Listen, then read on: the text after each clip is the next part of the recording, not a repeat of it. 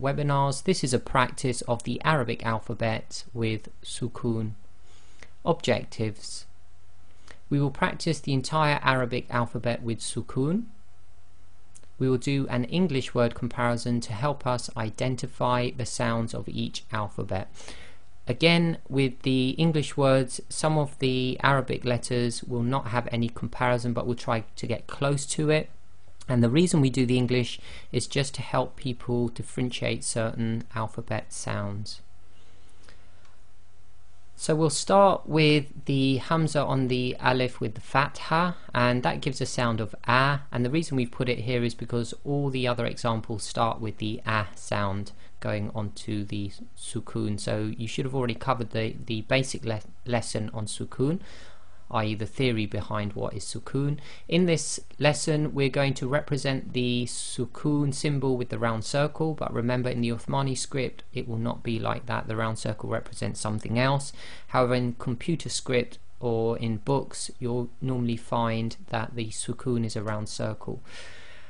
The color coding, the light blue letters are the qalqala letters, i.e. the echo letters that require you to finish the pronunciation with a separation of the parts of articulation, as we've discussed before. And the dark red letters are the tafkhim letters. If it's tafkhim and it's qalqala, we'll leave it in light blue, because for this lesson it's more important to emphasize the slight echo. And underneath each letter we've got the English equivalent as best as possible and a note, and you'll have to listen to my explanation because some of the English doesn't type exactly, but we'll explain why we've put them there. So the first one really is the letter Ba, and with the way we've written it here, i.e. the A sound before it and then Ba being sakin, it will be pronounced ab, ab. And there's a slight echo where the dry portions of your lips have to separate in order to complete the sound. And in English terms, the word cab is a good example. So the ab in the word cab is what you're aiming for, so it's ab. Slight echo, don't overemphasize the echo. Next one is at, and that's exactly the same as the English word at. Notice you have to let a little bit of air through the teeth at the end, that's fine. And then we have ath, ath, and now this is as in the English word athletics. We've got to be a bit careful here. There are some countries where they might pronounce this as as, and it's not a sa sound, it's a th sound, so it's ath as in the word athletic, so be careful on that one. The letter Jim is one of the echo letters, so with the, or when it's sakin, it will be aj, aj, slight echo there, and that will be equivalent to the sound of aj in the word badge. Now the next one doesn't really have an equivalent in the English. It's the ha, which comes from the middle of the throat and requires you to forcefully push air to the front and out of the front of the mouth. So in this case it's going to be ah, ah. So make sure the air comes right out of the mouth at the end. So we call this the one, the forceful ha, i.e. the ha which is forcing air out of the mouth. So again it's ah. The next one is the letter kha, and it's one of the tafkhim letters, and you've got that slight grinding in the throat. So this will be pronounced as akh, akh. So again, you might have to overemphasize a little bit to practice. So akh, akh. There's no real equivalent in English, so here we've put acne as in the word ak, but you have to grind your throat and make it that thick. The only real equivalent you've got is in Scottish and some other languages. So in Scottish you've got the Loch Ness monster, so they do a bit of grinding of the throat there. So that one is ach. The next one is the dal, and this is one of the echo letters again, so this will be ad, so just as in the English word ad. So nothing difficult about that, just to know it's got the qalqala with it. Now the next one, the dhal, is another one that a lot of people get confused with. A lot of countries, they pronounce this as a Z sound, so instead of saying dhal, they say zal, which is wrong. So in terms of the dhal with sakin, as in with sukoon, it will be adh, and a good English word for that is gather. So the adh in gather is a good way of remembering that. So adh.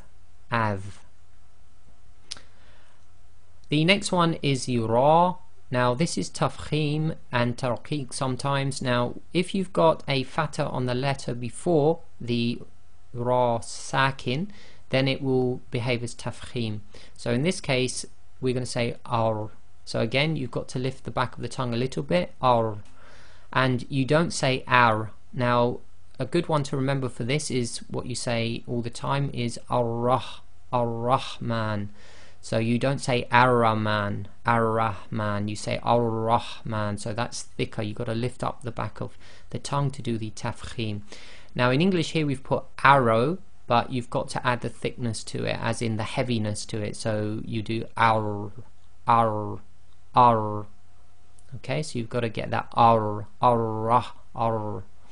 Okay.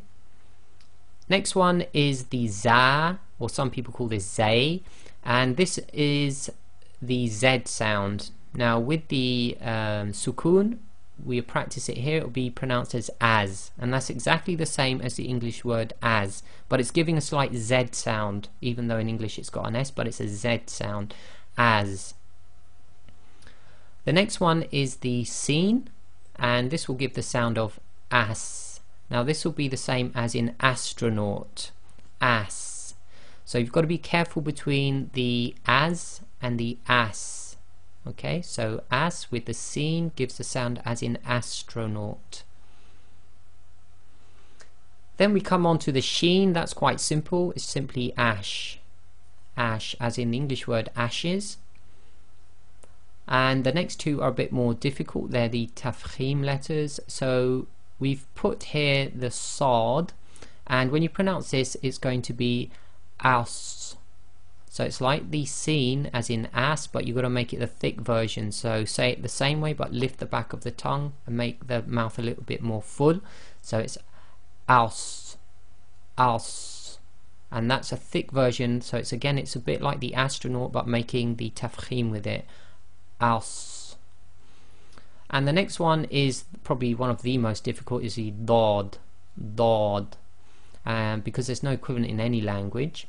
And with the sukoon here, the practice, it will be ad. And again, it's like the ad with the dal, but it's a thick version equivalent. It's the tafkhim version of the dal. So it's ad. And this one is not an echo. So when you read it in the Quran, you won't need to echo it. The next two again are the tafkhim letters. So we have the ta, and with the sakin, this will behave as a qalqala letter, i.e. its echo as well. So this will be at, and again in English the closest you've got is at, but this is a thick version